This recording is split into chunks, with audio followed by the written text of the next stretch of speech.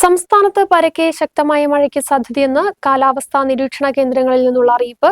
എറണാകുളത്തും ഇടുക്കിയിലും orange alert പ്രഖ്യാപിച്ചിട്ടുണ്ട്. കണ്ണൂർ, കാസർഗോഡ് ഒഴികെയുള്ള മറ്റ് ജില്ലകളിൽ യെല്ലോ അലർട്ടും പ്രഖ്യാപിച്ചിട്ടുണ്ട്. ഇടിമിന്നലോടും ശക്തമായ കാറ്റോടും കൂടിയ മഴയ്ക്ക് ഈ ദിവസങ്ങളിൽ സാധ്യതയുണ്ടെന്നാണ് കാലാവസ്ഥാ കേന്ദ്രങ്ങളിൽ നിന്നുള്ള മുന്നറിയിപ്പിൽ പറയുന്നത്.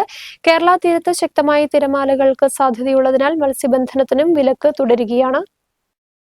സംസ്ഥാനത്ത് പരക്കെ ശക്തമായ മഴയ്ക്ക് സാധ്യതയെന്ന് കാലാവസ്ഥാ നിരീക്ഷണ കേന്ദ്രങ്ങളിൽ നിന്നുള്ള അറിയിപ്പ്. എറണാകുളത്തും ഇടുക്കിയിലും ഓറഞ്ച് അലർട്ട് പ്രഖ്യാപിച്ചിട്ടുണ്ട്. കണ്ണൂർ, കാസർഗോഡ് ഒഴികെയുള്ള മറ്റ് ജില്ലകളിൽ യെല്ലോ അലർട്ടും പ്രഖ്യാപിച്ചിട്ടുണ്ട്. ഇടിമിന്നലോടും ശക്തമായ കാറ്റോടും കൂടിയ മഴയ്ക്ക് ഈ ദിവസങ്ങളിൽ സാധ്യതയുണ്ടെന്നാണ് കാലാവസ്ഥാ കേന്ദ്രങ്ങളിൽ നിന്നുള്ള മുന്നറിയിപ്പിൽ പറയുന്നത്. തുടർച്ചയായി മഴ ലഭിക്കുന്ന പ്രദേശങ്ങളിൽ, പ്രത്യേകിച്ച് മലയോര മേഖലകളിൽ പ്രത്യേക ജാഗ്രത പാലിക്കണമെന്ന് നിർദ്ദേശമുണ്ട്. തെക്ക് കിഴക്കൻ അറബിക്കടലിൽ കേരള കർണാടക തീരത്തിന് സമീപത്തായി നിലകൊള്ളുന്ന ന്യൂനമർദ്ദം ശക്തി കൂടി അടുത്ത മണിക്കൂറുകളിൽ തീവ്ര ന്യൂനമർദ്ദമായി മാറും. തെക്ക് കിഴക്കൻ ബംഗാൾ ഉൾക്കടലിലെ ചക്രവാത ചുഴിയും ന്യൂനമർദ്ദമായി മാറും. ഇതും പിന്നീട് തീവ്ര ന്യൂനമർദ്ദമായി മാറാനാണ് സാധ്യത.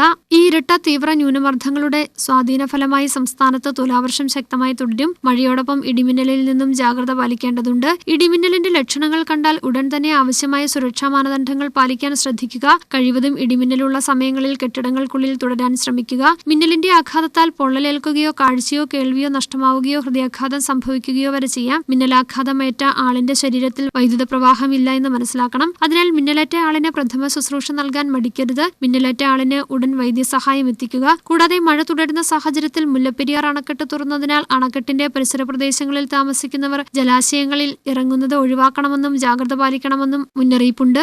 ന്യൂസ് ബ്യൂറോ, രാജകുമാരി.